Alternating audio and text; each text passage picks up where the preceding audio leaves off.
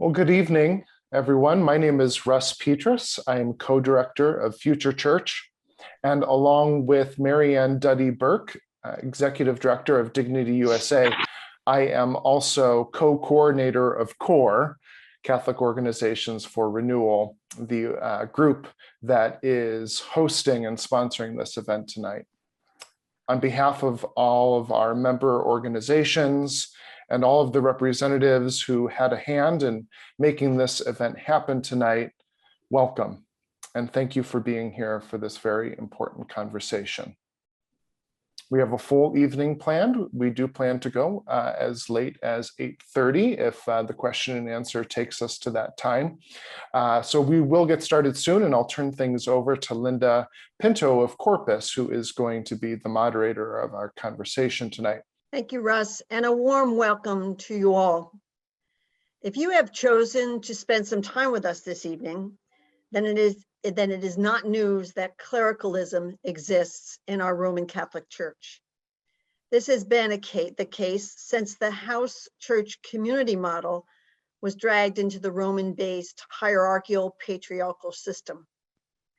The consideration then is, has this disease become a malignant cancer which threatens the very viability of our church? To consider the question, can the Catholic Church free itself from clericalism, we are honored to have three distinguished guests. James Carroll served as a Catholic chaplain at Boston University from 1969 to 1974. He left canonical ministry to become a writer, and for 23 years, he wrote a weekly op-ed column for the Boston Globe. He is the author of 12 novels and nine works of nonfiction, one of which, Constantine's Sword, was a New York Times bestseller and a winner of the National Jewish Book Award. He is currently a fellow of the American Academy of Arts and Sciences. Andrea Johnson served for many years as a religious educator on the adult and secondary level. In the 1980s, she served for 2 years as a parish life director in a priestless parish of the military diocese. She also served as the executive director of Women's Ordination Conference and was ordained a priest and eventually a bishop for the Roman Catholic women priests community. Richard Gaillardetz is the Joseph Professor of Catholic Systematic Theology at Boston College and serves as the chair of the theology department. He has published numerous articles and authored or edited 14 books, including most recently, the Cambridge Companion to Vatican II. We welcome you all as panelists to address the question, can the Catholic Church free itself from clericalism? And we ask Jim if you would begin. Thank you so much, Linda, and warm greetings to all of you, my friends in this gathering. Let me begin by acknowledging my debt to the folks who've pulled us together, especially Linda and Deb and Russ, Kate, Katie, the leaders of the various sponsoring groups. I also want to acknowledge the pleasure, the honor it is for me to be speaking on a panel with Andrea and Rick. And in the few minutes for my introductory remarks, I want to just quickly summarize where I think we are. And I'm not going to say anything you don't know. I know that we've gathered here this evening because we share versions of the same experience, perhaps of the same commitment, the same longing, the same hope for our own lives, for the lives of our broad culture, and for the lives of our church. Can clericalism be dismantled? That's our question. Briefly, I want to make 3 points. The context for our gathering, where are we coming from? Could, over the years that this context has been taking shape, could things have gone differently? And finally, what now? What are we to do now? The context. Well, many people date the context to 20 years ago when my own Boston Globe, through its Spotlight team, brought to the fore in undeniable ways at last the grotesque dysfunction of the Catholic priesthood. Many people gathered tonight remember that epiphany had begun before that. I began as a Boston Globe columnist most of a decade before that, and one of my earliest columns was about Father James Porter, a priest of the Fall River Diocese who was exposed as a predator. And the National Catholic Reporter for a decade before that, even going back into the 1980s and beyond, had been powerfully bringing to light stories of predator priests and the bishops who refused to reckon with them. The Spotlight series, which of course led to the award-winning movie of the same name, seemed to be a watershed moment. You all remember, I'm sure, the powerful, spontaneous rising up of Voice of the Faithful, a massive grassroots movement of mostly Catholic lay people who said no to this dysfunction in the Catholic priesthood and in the hierarchy of the church. That epiphany laid bare three obvious pillars of clericalism. I want to also draw attention to three deeper problems that it pointed to, and to three ideological issues that remain.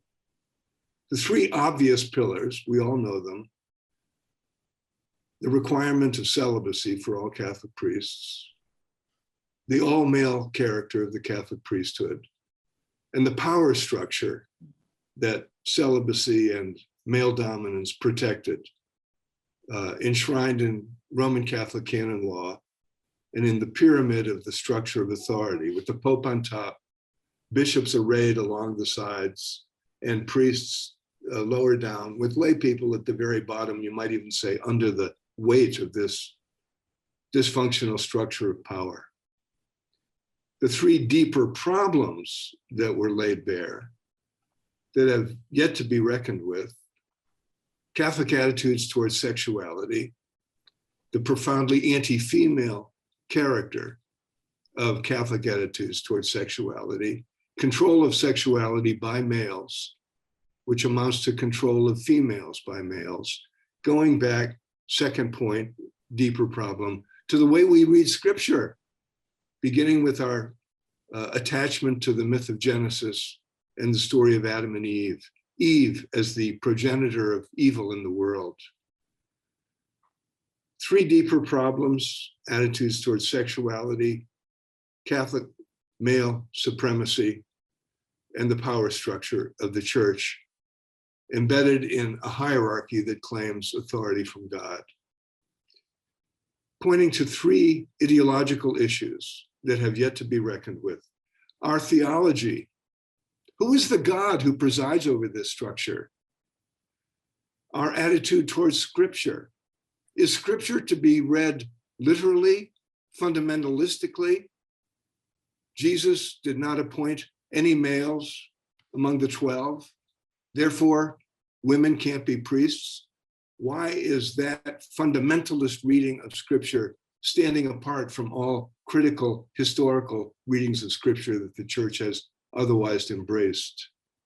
And finally, the question of pluralism, not only toward the broader world, can other people have other ways to God, but within the church itself, do the principles of human rights extend to the members of the church? Can the principle of freedom of conscience, the church now regarding it broadly in the world beyond, can it apply to members of the church itself? So three obvious pillars: celibacy, all-male priesthood, the power structure; three deeper problems: sexuality, male supremacy, no lay participation in the order of the church; three ideological issues: our theology, our attitude towards Scripture, our question about pluralism. These deep-seated problems in the way we think of ourselves as Catholic, could they have changed in the 20 or 30 years since this dysfunction has been laid bare? The answer is yes, of course. We know this because we're the generation of people who were brought into the idea of change as a mandatory requirement of the contemporary church, generated by the Second Vatican Council, which, recall, was the church's attempt finally to reckon with the Enlightenment, from which it had been in flight until the middle of the 20th century. The church's reckoning with the Holocaust and the reckoning of the council with the church's relationship to the Jewish people as the paradigm of what change is possible. Democracy as a fundamental question for the church, beginning to reckon with democracy, was also a key part of what was begun at the Second Vatican Council. And many of us, with the arrival of Pope Francis, thought that the spirit of the Second Vatican Council could be recovered, retrieved, and continued. Alas, one of the things that defines our context tonight is Francis has disappointed the expectations of those who recall the powerful example of the bishops of the Second Vatican Council. What could Francis have done differently? It varies.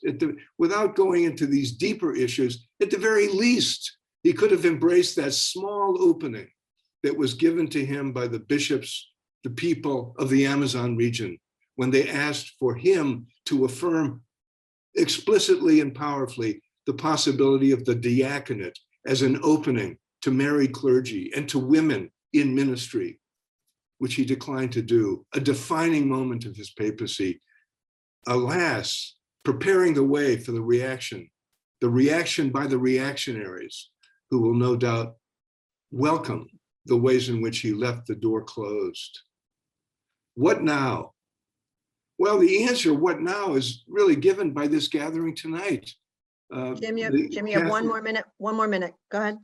The answer is Catholic politics. We Catholics don't think of ourselves as politically engaged, but what is COR, Corpus, Women's Ordination Conference, Roman Catholic Women Priests, Future Church, Dignity, Call to Action, Catholics for Choice, the Bristol Synod? What is all of that but politics? We Catholics must organize ourselves politically, and you gathered here tonight are the vanguard of that organization. When the Catholic people insist on the nature of the church as belonging to the people and not to the hierarchy, change will come. The hierarchy itself is helping us by the slow motion but powerful collapse of its moral authority. And now we Catholics are here to assert that moral authority and that responsibility for our church ourselves. And the gathering tonight is a powerful, powerful symbol of that, which is why I want to conclude by thanking you for being here and looking forward to our conversation. Thank you, Jim. Thought-provoking. Our next presenter is Andrea Johnson. Thank you, Linda. And it's just a great pleasure and an honor to be here tonight with Jim and with Rick, with all of my friends from COR, and with everyone who is here. Today's topic is a critical one for the future of the Roman Catholic Church and its witness to the gospel. Clericalism is embedded in a system of church governance, as we all know, that has its roots in the Roman Empire.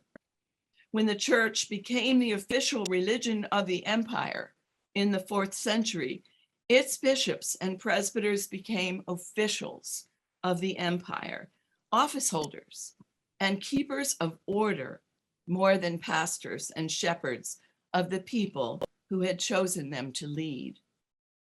This trend only grew worse with time, as gradually during the feudal period and with the rise of national states, the role of bishops grew ever more politically defined.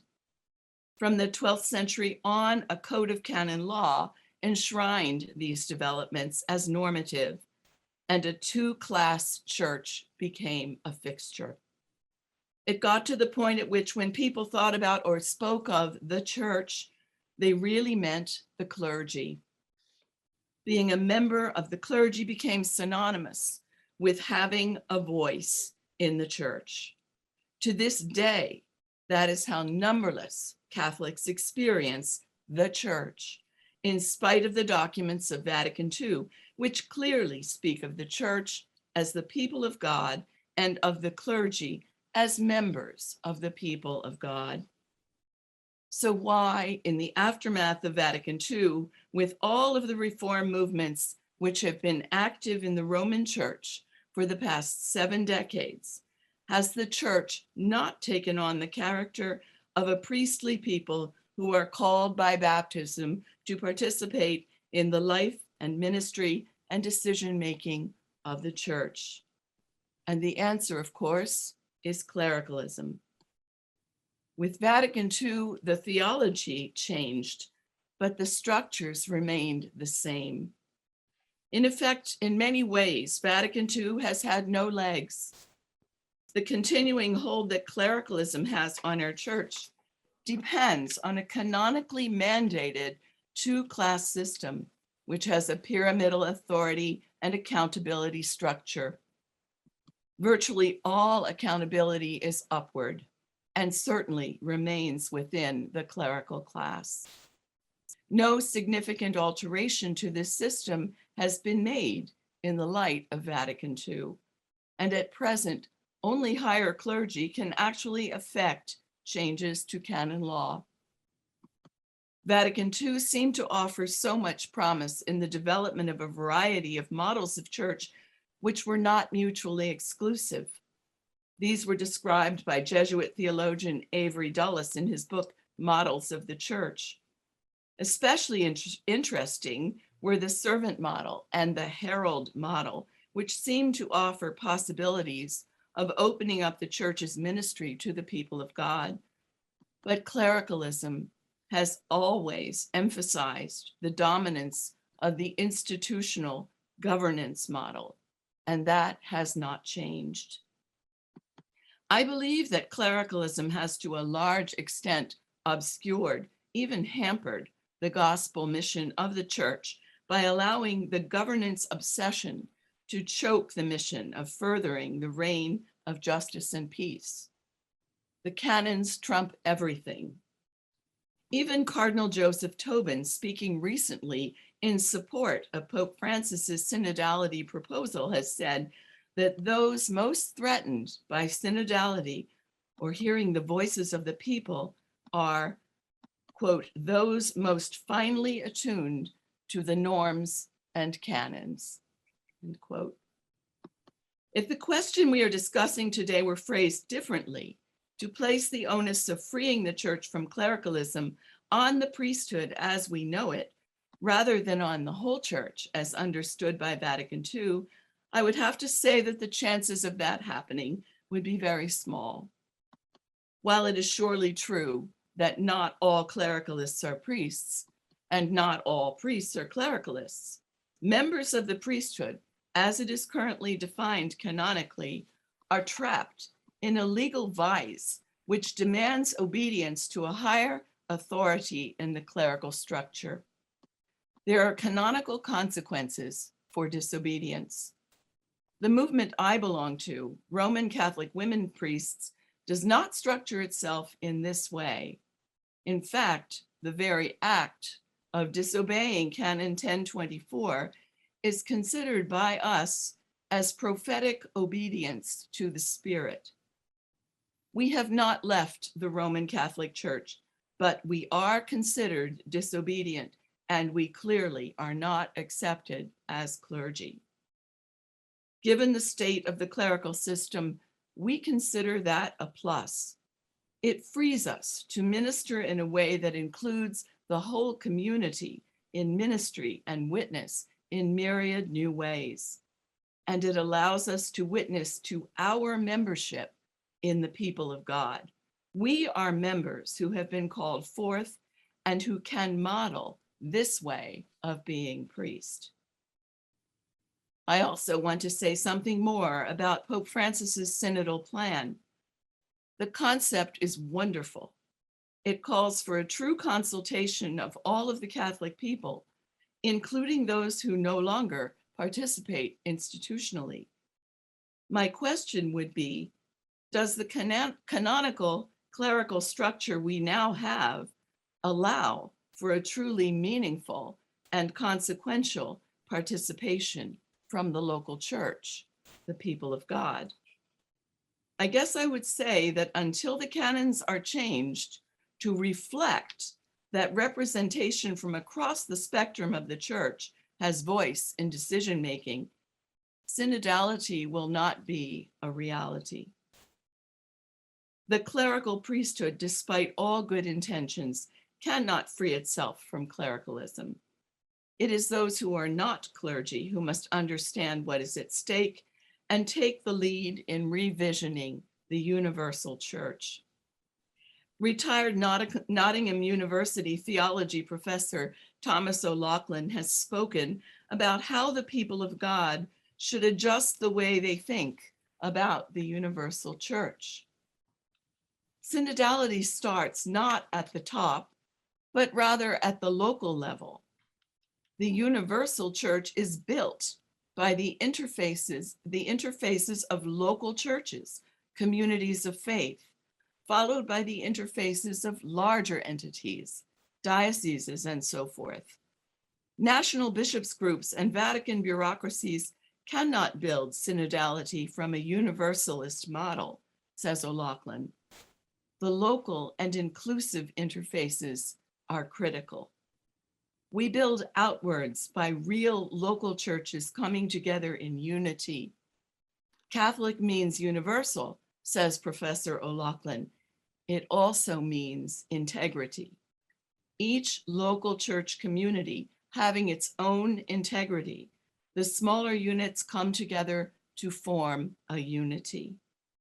Only then, together, is there an integrity in the whole church's witness as herald and servant. So Catholics have a choice of either thinking of the church from the top down or from the ground up. How do we understand the universality of the church? Is it the Lloyds of London model with local branches, as Professor O'Loughlin puts it? Or is it the apostolic model from the New Testament church, where an apostle, he says, was a sinew stretching from one local church to another? A format, if you think about it, that was anything but pyramidal. Today, we are here to talk about next steps, and I look forward to the discussion. Thank you.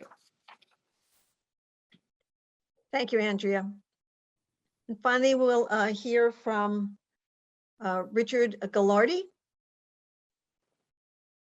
Well, I too want to begin by saying how grateful I am to be part of the webinar and to be joined by Jim and Andrea. And frankly, I find myself agreeing with quite a bit of what they offer. I want to clarify, however, that my approach to our topic is probably more as a theologian than as an activist, and that may limit my perspective and my contributions. Let's get right to our topic. Where I perhaps disagree with my colleagues lies in our differing assessments of Pope Francis's leadership, and I think that will be clear here. Under his leadership, I believe the church can, over time, save itself from clericalism. But our current clerical culture has deep roots established over centuries, and purging the church of this clerical culture will not be easy. Addressing clericalism will require that we pursue 5 basic paths. First, and again, I suspect we would all agree with all of these things, any consideration of ministry, ordained and non-ordained, must in fact begin with baptism. Only a theology of the church firmly grounded in the priority of baptism can challenge today's culture of clericalism, a culture sustained by structures that reinforce a cleric's privileged sacral identity. Vatican II reminded us that our primary Christian identity was neither lay nor cleric, but to be what the council referred to as Christi Fidelis, Christian faithful. Ministerial identity follows upon baptismal identity. The council, in fact, invoked St. Augustine's own reflections on his ministry when he wrote, "When I am frightened by who I am for you, that I'm consoled by who I am with you. For you, I am a bishop, but with you, I'm a Christian.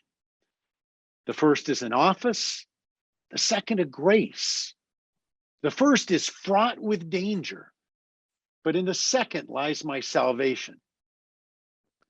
Second, the ministerial priesthood must be placed within a wider framework, one that celebrates baptismal charisms and broadens our view of ministry beyond ordination. Ordained ministry need not compete with the exercise of the many gifts of the faithful. Each requires the other. The council encouraged pastors to recognize, empower, and affirm the gifts of all God's people. And as even the Catechism points out, the ministerial priesthood exists for the purpose of serving and empowering the exercise of the baptismal priesthood. Third, the dominant theology of the priesthood being taught in most seminaries has to be thoroughly reconceived. We need to renounce reductive theologies of holy orders that are preoccupied with an hyper-interiorized understanding of ontological change and the empowerment of individual clerics, in favor of a theology that stresses being ordained into a new ecclesial relationship with God's people. Fourth, we must pursue healthy structures of ecclesial accountability. In our present situation, as Andrea noted, ecclesial accountability moves exclusively in an upward vector. Clerics are only accountable to their superiors. Our theology and canon law must dramatically strengthen the minister's accountability to the people they were ordained to serve. And fifth, we must reconsider our entire system for recruiting and forming candidates for ordained ministry. Current doctrinal and theological understandings of sex and gender have artificially limited the pool of candidates for ordained ministry, overlooking many women's gifts for pastoral leadership, excluding those who have found mandatory celibacy untenable, and closeting those candidates who exhibit an enduring same-sex orientation. Look, let's be honest. We have become accustomed to a system of recruitment and formation for the priesthood that is content to simply identify impediments to ordination. And that means that a mediocre candidate for the priesthood, one who passes his courses, even if only barely, avoids heresy, and manifests no obvious psychosocial dysfunction, will be ordained every time. Instead of discerning impediments, we need a system that allows us to discern genuine gifts for pastoral leadership, including the gift of recognizing and empowering the gifts of others. In many ways, these paths for reform have their origins in the teaching of Vatican II. Yet many have now given up on the council as an engine for needed reform. And I can understand why. For those of us of a certain age, Vatican II offered a beacon of hope. But in spite of undeniable advances, the comprehensive implementation of the council was effectively hamstrung almost immediately upon its close. As Jim noted in his book, the chilling effect of Pope Paul VI's encyclical on birth regulation, Humanae Vitae, went far beyond the question of birth control. It marginalized council teaching on the primacy of conscience, the sense of the faithful, the pastorality of doctrine, the authority of episcopal conferences, and the critical yet constructive role of theologians. Post-conciliar liturgical reform was weakened when oversight of those reforms was transferred from what was originally an independent commission of liturgical experts to the Roman Curia. The long-awaited revision of the Code of Canon Law was similarly hamstrung by papal and curial interference. And finally, the council's reformist vision was severely constrained by two consecutive popes whose leadership spanned 35 years, and who, for all of their contributions, could not shake their own preoccupations with clerical identity. Put simply, to riff on the famous line from G.K. Chesterton, it is not that Vatican II has been tried and found wanting. It is that it hasn't really been tried at all. However, Unlike Jim, I am convinced that this is beginning to change under Pope Francis. His bold retrieval of the Council's vision is gathered together under the theme of synodality, and amidst admittedly disturbing counterindications, I do think we are making progress on that score. As Pope Francis declared just last week, the only true antidote to clericalism is synodality. Why? Synodality calls us to travel together. It requires that we seek more than a church that is simply a projection of our own ideological preferences.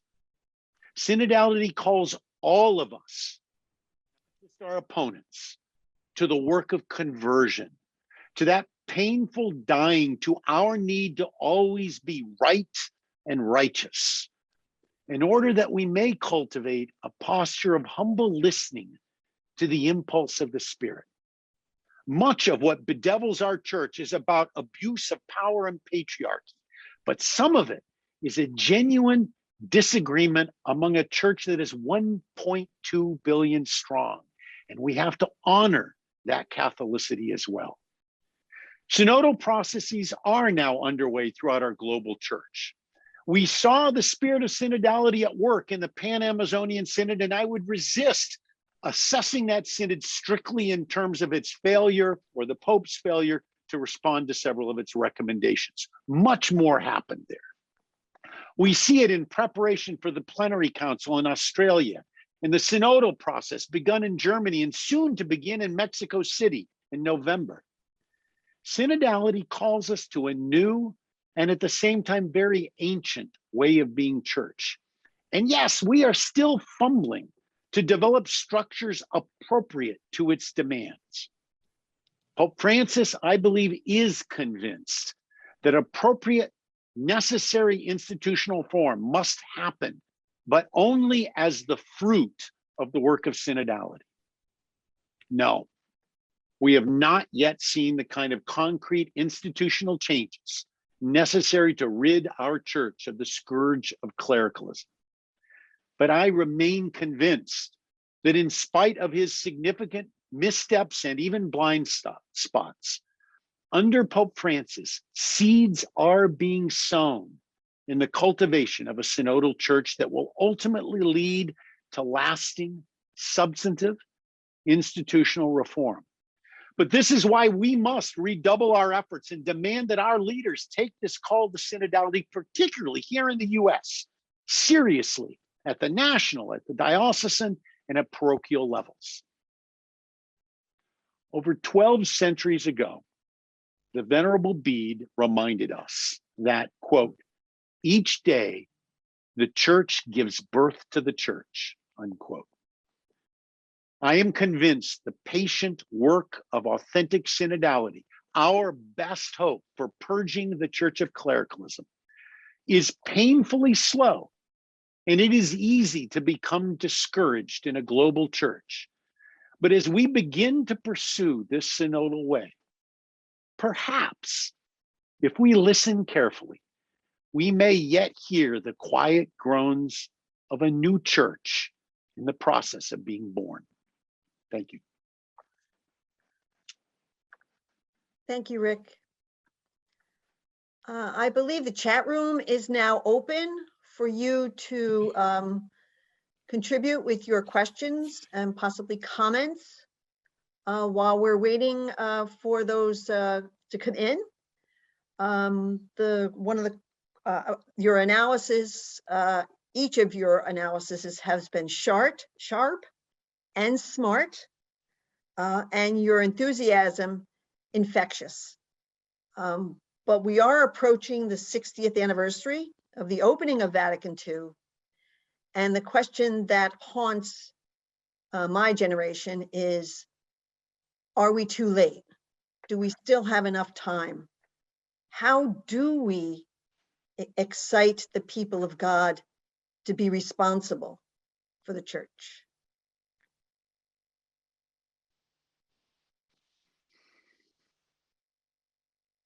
Anyone?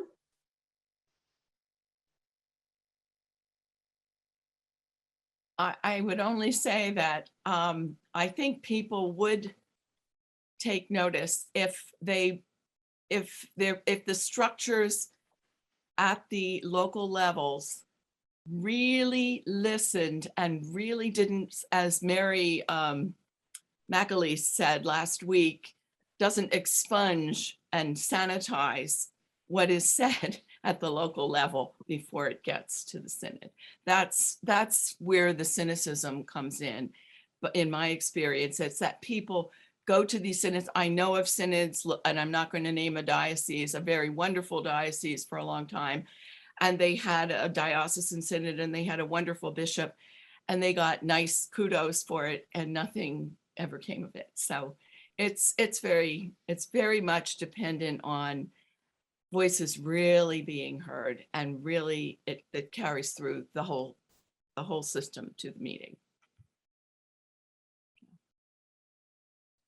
I'd like to pick up on Andrea and also Rick. I am deeply moved by both of your presentations, actually.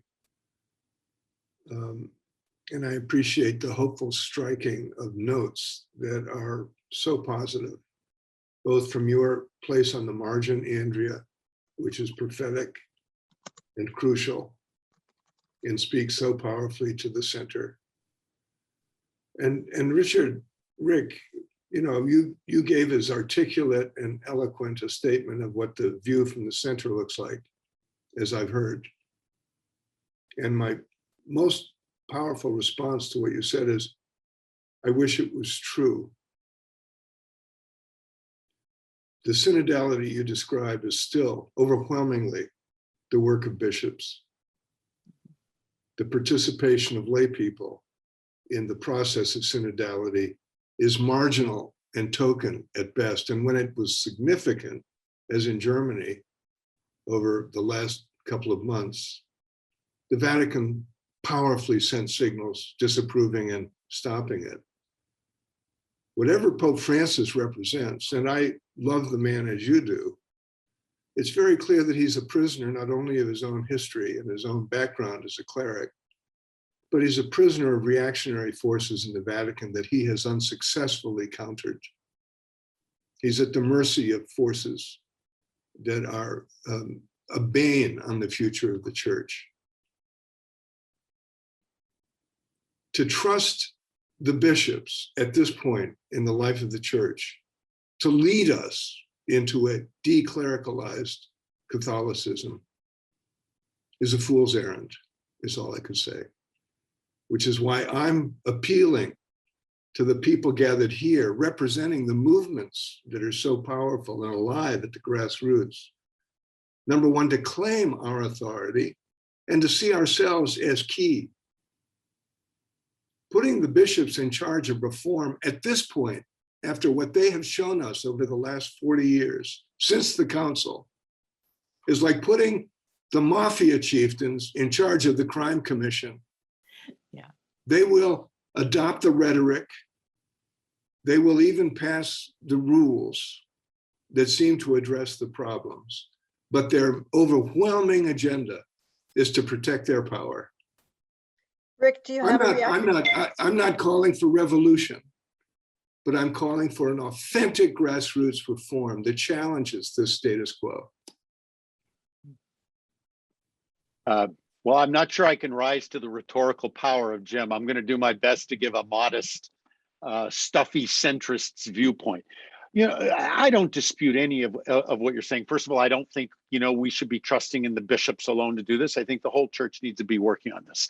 I'm not interested particularly in vilifying them. They're a diverse crowd. We have a particularly, in general, mediocre group. I would say my response to much of what's happened here is for us to remember that this is not just a North American church. This is not just a church of enlightened progressives. This is a church that is truly global, and the assessment of bishops and shepherds and listening processes changes when you move from different parts of the world. I would also say that when we indict the shortcomings of the synodal process as it exists now, that we not forget how much it has changed from just under the two previous pontificates, when the Curia carefully managed everything that was said, that there was no free debate, that topics were taken off the agenda, then lay people were not allowed to participate at all, when there was no real disagreement that could be voiced in synods. And I would contrast that with the dramatic change of rules that have happened under Francis, the robust disagreement that has taken place on synodal floors, the significant way in which indigenous peoples were brought into an extensive process in preparation for the Pan-Amazonian Synod, the way in which the two synods on the family allowed the global church to debate and brought a certain tension to the fore between priorities found in the church in Africa, for example, and the church in other parts of the world. There has been significant movement in the process of synodality. Is it where I want it to be? Are the structures as I would design them right now? Of course not. And we've got to continue to work on that. But I also don't think it's helpful to minimize the fact that much has changed in these processes, and a consultative process that was unimaginable under Pope John Paul II is now enshrined in many of the rules that govern synodal processes right now. And I think we have to take that into account as well. Thank you. We'll go to our first question. Thanks, everyone, for sending in your questions. I've been reading them with a lot of interest. One theme that seems to be emerging in a lot of the questions is about this synodal process that Pope Francis has launched. How can we as lay Catholics, number one, are there enough of us to make any, left around who care to make a difference? How do we get involved? How do we make sure our bishops are actually going through with this? And then how do we make sure that the voices of the disgusted and the dismayed are involved in that process and not just the line toters? So those are three sort of questions around the synodal process that I'd open up to anyone who would like to start us off.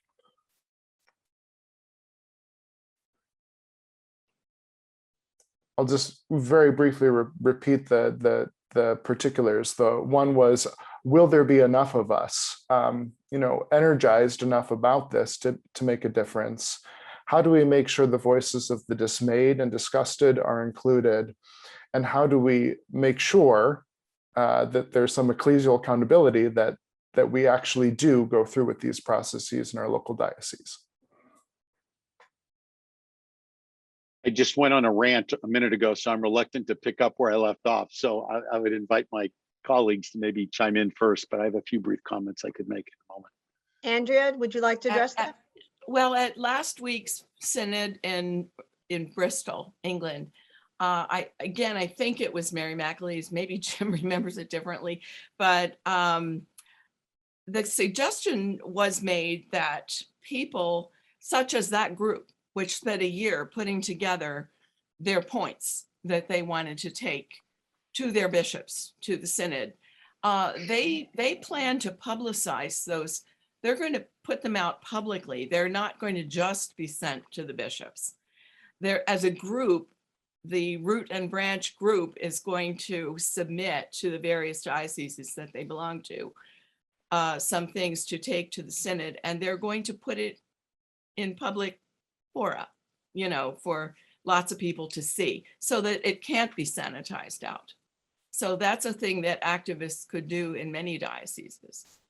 Well, yes, and let me just follow up on that. Also, I have been privileged to be part of the Bristol Synod process, and the most important thing about it, in my view, is it's a living, existential, essential condemnation of the single largest moral problem that we're not talking about tonight, which is the Roman Catholic Church's commitment to male supremacy. Mm-hmm. Jim, not to interrupt you, but could you briefly just explain what the Bristol conference was for those people who are not aware? Well, the Bristol Synod process began more than a year ago when a group of women based in England, but also extending to Ireland and now across various places in Europe and Asia and the United States, a group of women explicitly claiming their identities as Catholic women said, we're not going to wait for the bishops to invite us. And they began a synod process of their own by inviting a range of people, to be a part of it, including people who are marginal and formerly associated with the church. Understanding that basically anyone who is prepared to identify with the Catholic problem is welcome, including people who regard themselves as former Catholics. But the fact of it's being led by and structured by women is crucial. We shouldn't, with all the talk about theological and ecclesiastical processes, synodality and so forth, lose sight of the really urgent moral problem at the heart of the Catholic Church today, which is that it is profoundly committed, institutionally, theologically committed to a deeply, deeply wicked structure of human life, which is the inequality between males and females. And that has to be front and center in all of our responses, which it is for the people in this gathering this evening. And even most Catholics in principle reject the idea of inequality between males and females. It's rooted in the UN Declaration of Human Rights, which the Catholic Church formally rejects, because it would have to accept the equality between men and women. This is a moral problem that goes, so what would we be saying tonight, and what would be our content of our concern for the Synod, if the Catholic Church's position was that African Americans are not eligible to be ordained to the priesthood? Sure did have it. There is no moral difference between a racist exclusion and a sexist exclusion. There is no moral difference. Rick, And do you wanna- the bishops must be confronted about that. Rick, do you want to pick up on that? No, I don't disagree. I mean, obviously I'm in favor, not obviously, but I am in favor of full inclusion of women in the life of the church and full inclusion of women in ordination and ordained ministries. But look, I feel awkward being thrust in this role, because I'm in fact in sympathy with almost everything that's on the agenda of the Bristol Synod. But the fact of the matter was, it's a very selective synod. Now that plays an important role. I mean, we need prophetic voices and prophetic institutions that can call for change with clarity. But synodality is not the same thing as political action groups or advocacy groups. Those are different things. There's a value in calling like-minded people who are committed to change and furthering an agenda, and we should celebrate that. But I also believe that synodality is supposed to be an expression of Catholicity, of genuine difference and disagreement. That's a different kind of thing than my gathering all the groups and all the people who share my particular agenda and advocating for that. We need that, but we also need to listen to the people who don't fall in one of the two groups, lying toters and the disgusted. There are also a lot of Catholics out there in other parts of the world who don't fall neatly into those two categories, who also need to be listened, who would recognize the reality of injustice, but would chafe at this reduction of the church to nothing but oppressive power, who find life and growth and spiritual fulfillment, and yes, the saving grace of God in this broken church, and who see the church as a corpus per mixtum of saints and sinners that will always need to be healed. So I suppose I'm just uncomfortable, not with the sentiment for reform, but the sweeping generalizations that frankly perpetuate a kind of binary of good guys and bad guys. Woke people, well, I don't like to use that word like that, but enlightened progressives and benighted everybody else. And a church of 1.2 billion people that's Catholic has to find a way to bring other voices along and to have the humility to recognize that maybe in our enlightenment, there's some things we're missing. And so that's all. It's not really refuting, it's just saying there's more than what can happen in a synod like at Bristol. That's all I want to say. I would Andrea, like to return Andrea, to what I said earlier about from Professor O'Loughlin saying the unity is not a negation of the diversity. Right. And No, I think that's true. Yeah. That's where we're uncomfortable. Especially Western Christians are probably more uncomfortable because we want to be right, as you said earlier, Rick. People want to be right. They want to think they've done their homework and they're right. But the point is, Rome isn't okay with diversity.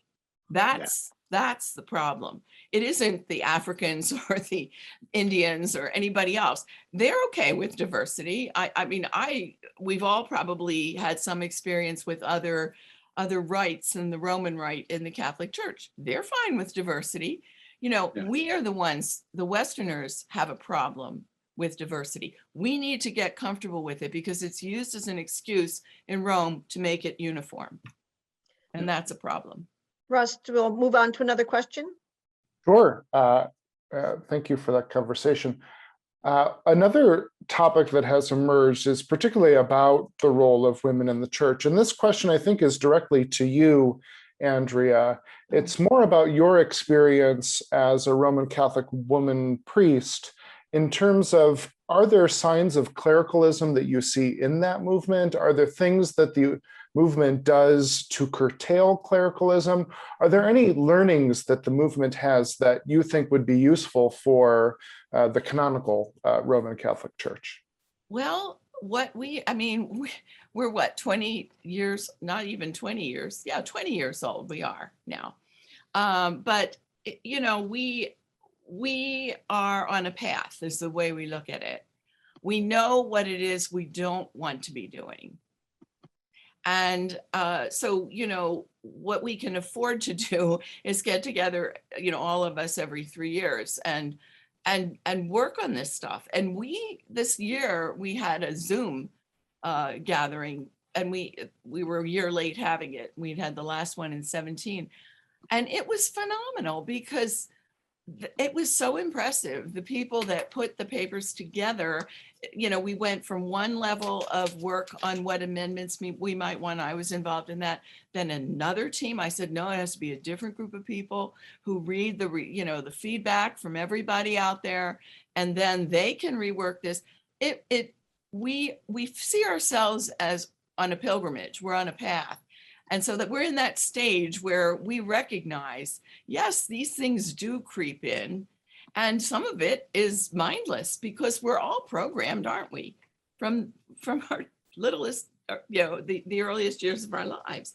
And when people are under stress and there are conflicts, people tend to revert to those kinds of behaviors. It's human. So we recognize that, and we name it, and we try to work with it. And that doesn't mean we don't have any disagreements. We certainly do have differences and so forth, but we have some accountability. Spencer, my husband, is reminding me, we elect our bishops, you know, and our bishops are not bishops in the same administrative mode. We have teams, leadership teams, and everybody who's on those teams are elected. And, you know, we make those decisions together. You know, the bishop is the bishop, but the bishop does not have veto power over the rest of the leadership circle. Candidates are called from the community. I'd like to shout out for a married priesthood as Spencer Yes. is poking Andrea for the answers. Yeah. Spencer's right here. I'm so grateful for what Andrea just said, and frankly for the witness of people like those communities that you're a part of. I think it's offering a different way. Interestingly, a way that we lost in our own tradition. Exactly. In the early centuries, the norm was that bishops should be ordained. And I mean, not ordained, obviously, Elected. that was the norm, elected. And Yeah. but also, and somewhat more provocatively, you know, though the notion of a monoepiscopate becomes universal by the end of the 2nd century, I think there's some sound historical evidence to suggest that it was exercised collegially by a group Yes. in some churches for at least the first half of the 2nd century. So there's a lot that you're witnessing to that can hold up for us, not just something new and innovative, but it's ways old. that we lost in Mhm. our tradition, you know, that we can go back and recover.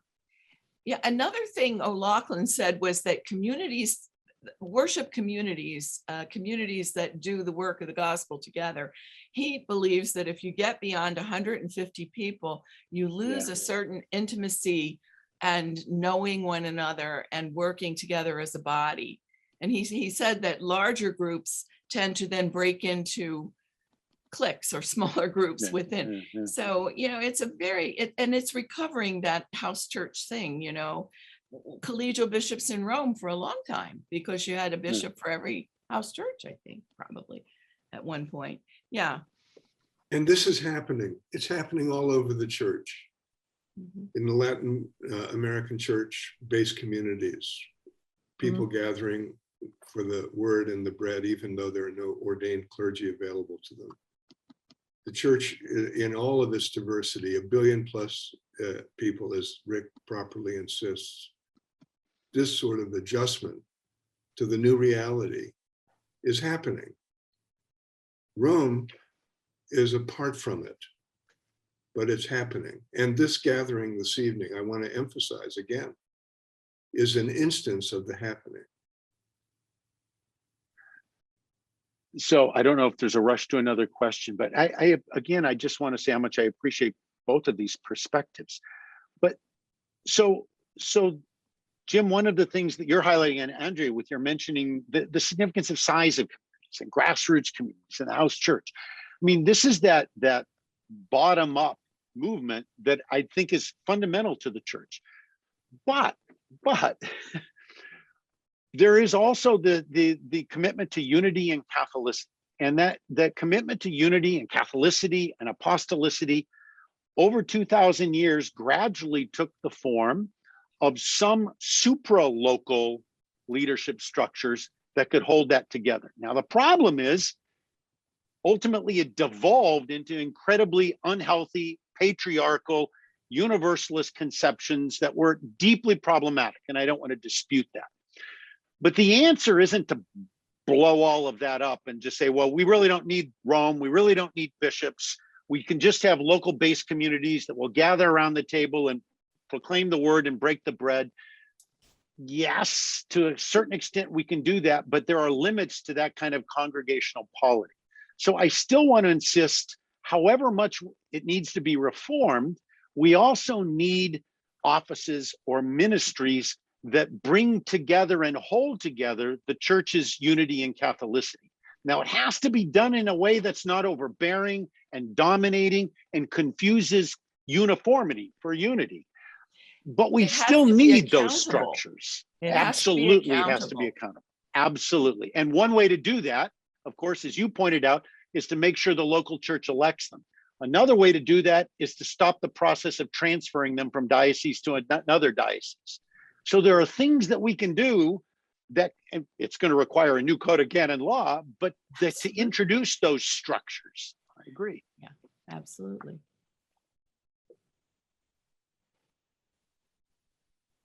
All right, if everyone's open to a little bit of shift here, another question that I'm seeing is really about the survival of the priesthood. And so there are a couple direct questions to each, well, I guess mostly to Jim and to Rick.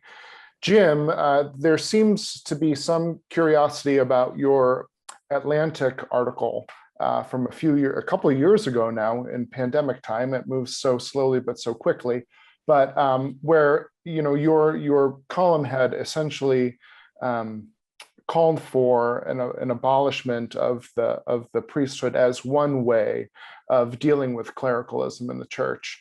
And the question is noting that your position seems to perhaps soften some, if you wanted to address that a little bit. And then another question that was more directed towards you, Richard, is what happens if, so the church, in terms of both quality and quantity, finds no more priests, we continue to refuse to ordain women priests. Can we be a Catholic church without a ministerial priesthood? So I guess we'll hand it over to James first and then Richard. Well, my position on the priesthood hasn't softened, actually. I did and do call for the abolition of the priesthood as we know it. And that's the point, as we know it. The priesthood as we know it, in my view, and forgive me for the edge, but in my view, the priesthood has been co-opted by the structure, the hierarchical structure of power, to the point where it is incapable of being part of a reform of the ordered ministry of the church. The priests in the Catholic Church, with some noble and heroic exceptions, are bystanders to the present crisis, present moral crisis of misogyny, predator priests, and cover-up bishops. Remember the generating point of pain, the rape of children. Martin Luther launched a reformation in response to the selling of indulgences. On the scale of hurt, where is the selling of indulgences compared to the rape of children? Massive, across cultures, still denied, still unaddressed. The vast population of Catholic priests, of course, are men of integrity and heroic virtue. I know many of them and love them myself. But they have been cooperating with the bishops who refuse to deal with this to this day. They have made themselves bystanders to this process. As I think it was you, Rick, or maybe it was you, Andrea, pointed out, I think you, Andrea, pointed out that they're trapped, canonically trapped. And Rick pointed out the actual fact on the ground right now. The dysfunction continues in the way priests are being recruited and trained. The priesthood has disqualified itself as an engine of reform. So those Catholics who are moving away from it, claiming their own authority as believers, as baptized Catholics, as Rick emphasized, are the source of hope for us. And they will be the people who bring the priests themselves around. That's what happens. In Chicago last weekend, a woman who was hired as the lacrosse coach at Bennett Academy, a Catholic high school, was fired when authorities found out that she was married to a woman. Within days, 4,000 people signed a petition demanding her reinstatement, and they began to picket outside the school. And within a week, the woman was reinstated. Why? Because a mass of people said no to this injustice. I'm waiting for the priests of the Catholic Church to take similar acts of resistance, the way the 52 or 53 senior priests in the Archdiocese of Boston did over 20 years ago in demanding the resignation of Cardinal Law. If it weren't for those priests, the Vatican would never have removed Cardinal Law from his position in Boston. Where are those priests today? So yes, I call for the abolition of the priesthood as we know it. And Andrea is a good example of the prophetic alternative to the priesthood as we know it. Well, as we know it, they are prisoners, you know. Canonically, they have to be obedient. Obedient to what? You know, what does the bishop represent? You know, we have all sorts of, and I won't digress too long, but we have all sorts of things that we do to take that imagery away. Like at an ordination, as bishop, I don't, or any of the bishops, we don't sit front and center when people are prostrated on the floor. We're off to the side. We're not God's representative there. Those people are directly committing themselves, you know, not through us. You know, we're instruments, we're there, we do what we do, we lay hands, but we are not monarchs. That's all there is to it. And this is a monarchy that Pope Francis, bless him, has inherited a monarchy. He is, as Mary McAleese said last week, he is the chief legislator of the church, as well as the chief judge and the chief everything, right? It's a monarchy in the absolute monarchy style with a court, the curia. Rick, do you want to pick up on the question regarding the future of priesthood, priestly ministry? Well, you know, I mean, I don't just, when Jim qualifies, he says he's in favor of the abolition of the priesthood as it exists now. Sure, I understand that. we don't disagree. I think the priesthood needs to be reformed in very important and fundamental ways. The fact of the matter is, from the very beginning, I think early Christianity, there has been some sense of formal public leadership in the church, and it was more often than not ritualized in the presiding over the liturgy. I don't want to get into the particulars of that, but it's also true that that structure has changed dramatically, and that significant elements of it today are deeply problematic and dysfunctional. I think this is probably a style thing more than substance. I'm just reluctant to throw all of the priests out there into language of being trapped and so on. I mean, I think they chafe against structures that make doing the right thing sometimes more difficult. But exercising their own pastoral freedom in ministry is never just a matter of being trapped. It's constantly, for all of us, we live in the midst of structures that are always more or less just and freeing and liberating. And we're constantly having to make prudential judgments within structures that are less than ideal. So I suppose I'm just chafing at sort of sweeping indictments that are dismissing a lot of not just, Jim and Andrea, you're not denying this. I know that. You're not denying that there are good priests out there. But I don't want to overdetermine the problems of structure and law in ways that deny the fact that there is also still a lot of freedom for people to exercise God's work, and they've been exercising God's work in ways that are important. And so I suppose, maybe it's just that I'm by nature a pretty crappy revolutionary and tend to believe in moving towards reform kind of in incremental ways, and that's just it. But I think the priesthood has gone through so many different changes over 2 millennia, and it needs to go through more, and it does need a significant reformation. And so I wouldn't disagree with a lot of the proposals that Jim and Andrea have floated. I just don't feel the need to make such a sweeping indictment. I mean, Jim, even when you talk about the scandal, the genuine scandal of clerical sexual abuse and the rape of children, I mean, none of us is going to want to diminish that. But when you say it's still denied, it's still unaddressed, I want to go, really? I mean, you really don't think there's been any effort to address this?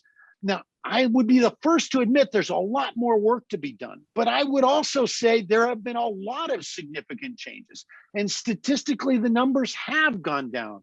And since the Dallas Charter, even in the US, undeniably, it seems to me the numbers have decreased. Is there, in fact, to the point where, well, I don't want to deny that clerical sexual abuse still happens. It certainly does. We rightly now, in some ways, have to shift our attention to the other problem, which is episcopal malfeasance and cover-up. So I think we've made some progress in one area and not nearly enough in another. But it's rhetorically powerful to make these kinds of sweeping dismissals, but I don't think it does justice to the complex reality on the ground. Well, maybe the difference between us, Rick, is our assessment of how urgent the problem is. In my view, the church is on fire. Yeah. In my view, well, I would the church agree, is but on not fire. just for the reasons. In my view, the church is on fire. Yeah. And the people in charge of the church want us to look another way and not see the flames. And I want to insist, the church is burning, and it's up to us. And Francis gave us the opening that we desperately were seeking. Francis's commitment to dealing with this problem has been almost entirely rhetorical. With heartfelt power, he expresses shame and sorrow, as so many bishops do.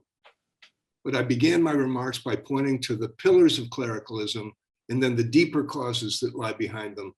Those pillars are intact and being protected, and the deeper causes are not being addressed. The church is on fire, Rick. Yeah, no.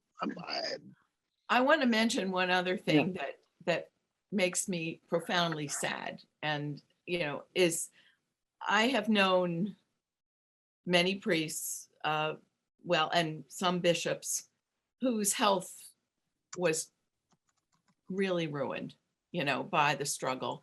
Not that other people, you're right, Rick, that there are plenty of people in other walks of life who go through all this kind of stuff too in their, and the ethical decisions that they have to make and so forth. But it just makes me very sad to see these people dying in their 60s and 70s. And it just is not a healthy place to be right now. I think frequently it isn't. And I guess I hope I'm not heard as being unsympathetic to those concerns. Yeah, it's just, we have to, I agree with Jim that it's urgent. Sure.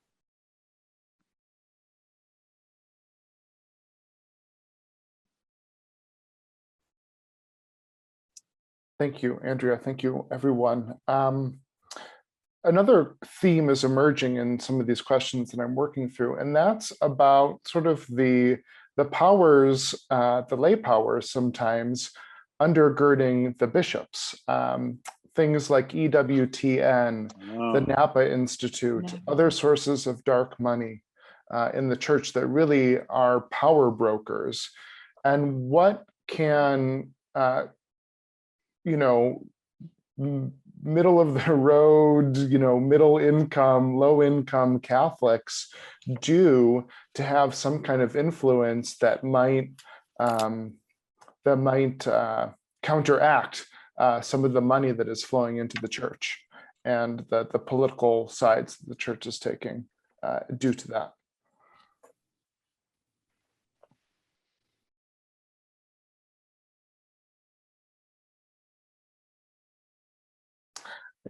I saw everyone was nodding their head. We're all very familiar with it, and increasingly so because of some really great work, but does anyone know what to do about it? Well, I mean, the only thing I would say, and this is the catch-22 here, as Jim pointed out, in many ways, the bishops have lacked credibility, but there's a circular problem here, right? Why have they lacked credibility? Well, partly because they don't stand up to Bush and the Kochs and EWTN and folks like that, and denounce the Napa Institute and $5,000 tickets to get to hear certain prominent conservative bishops pontificate and so on and so forth. I mean, if the bishops would like to restore their credibility, they could denounce this kind of thing, even if it meant hurting them financially. And I think they'd gain a lot of credibility for doing that kind of thing. Unfortunately, very few of our bishops are showing the willingness to do that. And it's a scandal. And I would like to also add this point. The forces of right-wing reaction are abroad in the world. We see it everywhere. And their enemy number one is democracy. 1.2 billion people, as Rick properly insists upon, reminds us of. The future of the human species depends on whether the Roman Catholic Church aligns itself with the forces of liberation, enlightenment, liberalism, pluralism, respect for the other, or whether it aligns itself with the forces of neo-fascist rejection of people who are different, monarchical authoritarian structures, economic structures that favor the rich over the poor. That's what's the soul of the church is a terrain on which this very struggle is being fought out. And the Steve Bannons of the Roman Catholic Church and the many right-wing figures that we could all name see the church as a crucial lever of power in the global future. And let's remember what the central issue is. It's democracy.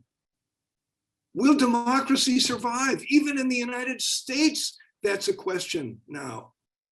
Andrea just put her finger on it. The church is committed to a monarchical imperialist structure of power, rejecting democracy. The opposite of patriarchy is not matriarchy, it's democracy. And if the Catholic Church, which began a reform in the Vatican Council for democracy, began to move toward democracy, that's the meaning of the church is the people of God. That's the meaning of the affirmation that the Holy Spirit moves through the people, not through the power structure. It's a profound democratic impulse that the Catholic Church began And it's been struggling with itself ever since. That struggle isn't finished. That's why we're still with it. Yeah. I mean, many of us would be readily at home in the Episcopal Church. I would be. But the Catholic Church has weights to move in the scale of justice and peace and democracy across the planet, which is why it's worth fighting for. So those right-wingers who are wreaking such havoc in front of us have the upper hand right now, in my view. And they have outfoxed Pope Francis, whose instincts on these questions are exactly what we would want. Exactly what we would want, with one exception. The clerical culture itself is anti-democratic, and he won't take it on. It's hard to do. And we don't mean by democracy, American democracy. We mean synodality, if you will. Yeah, real synodality. Yeah. And the people that support this are not just American moguls, it's all over the world. And it's been part of us since we became, as we all know, part of the Roman Empire. We've just continued in that vein. And politics has always, kings have always, tried to control popes and vice versa. I mean, it's just, it's gone on and on and on and on. And as you say, our bishops are particularly mediocre, Rick, and they really love flattery and they love being with the big boys. And it's really demoralizing. We aren't going anywhere, I don't think, with synodality in this country right now. We need some better examples, in other places where people are really listened to, and we can pick that up and say, look, this is what needs to happen. And you're right, we don't just want the enlightened progressives' voices heard. We want all the voices heard. Yeah. And even if everybody can't be completely happy with whatever decisions are made, at least they know they're heard and their voice hasn't been lost, and it will be heard again, I think the three of us are in complete agreement on the need for the kinds of robust institutional reforms that will genuinely invite that kind of participation. I think all of us agree on that. We may disagree on how far we've come and how far we have to go, but absolutely, I think for the church to have any real future, and Jim's right, in many ways it is on fire. For the church to have any real future, we have to find structural ways that allow people to be part of the conversation as they have a right to, by virtue of their baptism, as I point out. Absolutely. And particularly those, and Jim, I appreciated you saying this, Andrea, I think you did as well, the wounded folks, the folks that are either on the margins or the folks who find themselves in exile, sometimes voluntarily and sometimes involuntarily. We have to find ways to include them as well. So I don't think we disagree on any of that. I appreciate the passion with which both of you have advocated for that. I appreciate, Rick, I appreciate that. And you do absolutely. I want to repeat what I said. You speak with great power and authenticity, closer to the center than I am, certainly. And I appreciate that. I think I think we should acknowledge what divides us. And I think business as usual must stop. I agree. And that's what I'm afraid of. And I'm afraid that synodality has become another form of business as usual. It can be I'd love to be proven wrong. And if I am, co-opted very easily. If I am, I'll take you to your favorite pub and buy your beer for you. I suppose I suspect that neither of us will be around by time there would be in a position to assess whether it's worked or not. Well, we've got about 7 more minutes, and I do know that we want to get Kate in here to get one more voice and to share some things that COR is working on. But there's one question that's very near and dear to my heart, because I left a position where I had some influence for my own good. But we do have someone who works with high school students on, and their question, they work in a Catholic high school.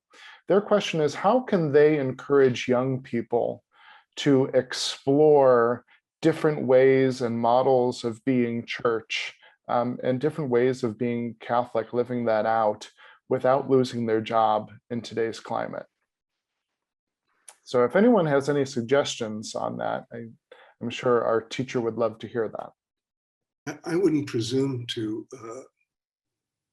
offer advice, but what occurs to me to say, to the extent that I can identify with that person whom I love for doing that work, is return to the one who we haven't mentioned this evening, or if we have, only in passing, who is Jesus Christ and his witness. The Jesuits are wonderful about this. Rick sees it at BC all the time.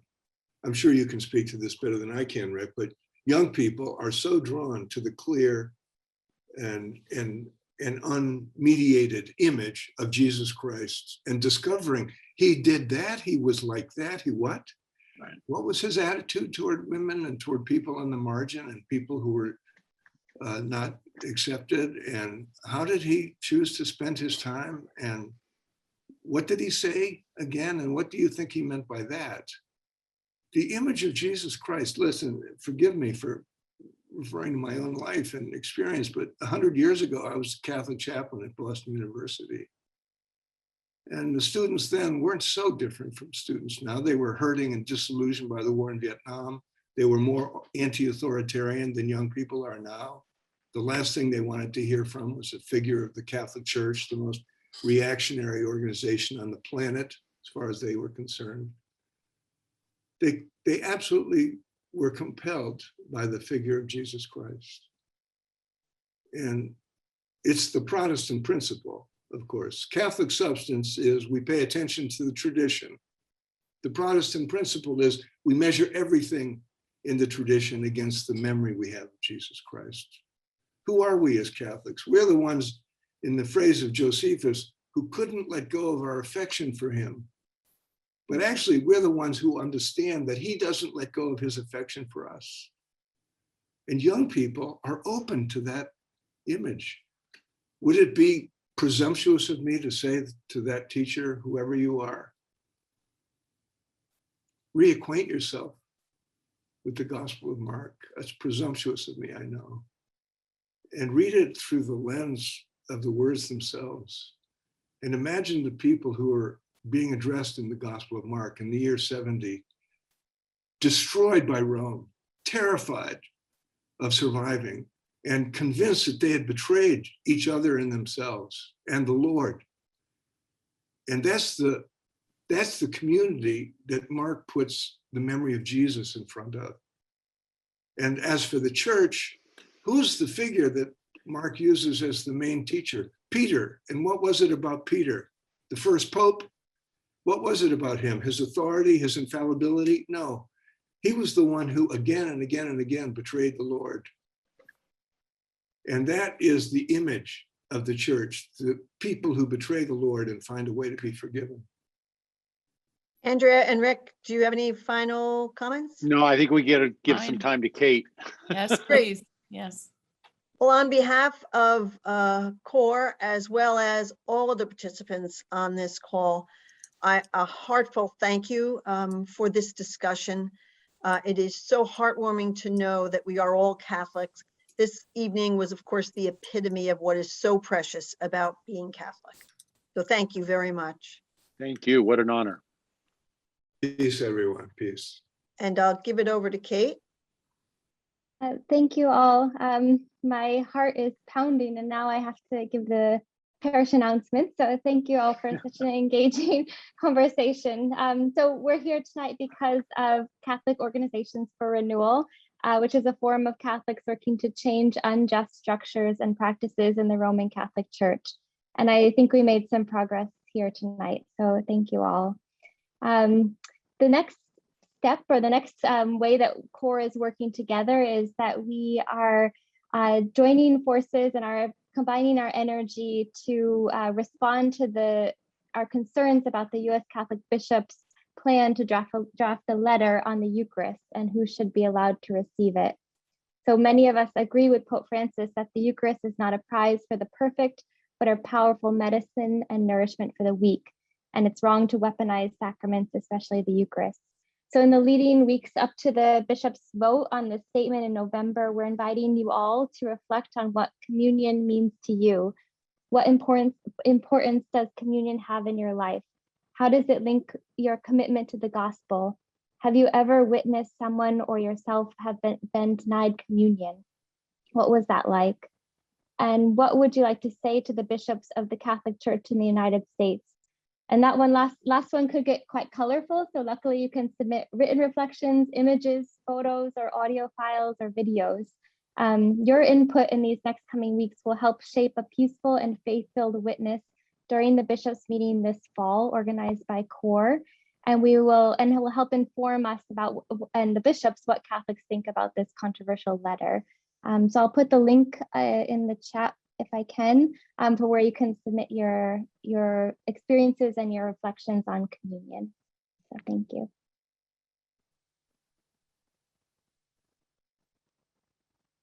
Great, thanks, Kate. And thank you for all of your work on our new website, which I think is going to be much more useful for folks to get involved. One last final thank you to all of you for being with us tonight for this really important conversation. I can sense through the chat that there's a lot of energy and a lot of enthusiasm. So we will find ways to continue this conversation, to keep it moving forward, and also to take action along the way. And a big thank you to, I think the one person who's gone unthanked so far is Linda. Maybe not unthanked, but I do want to thank Linda for taking on this moderator role. It's always lovely to know that you're in charge, Linda, and we'll keep things moving. So thank you. Good night, everyone. It was so wonderful to be with all of you, and please have a safe rest of your week and a beautiful evening.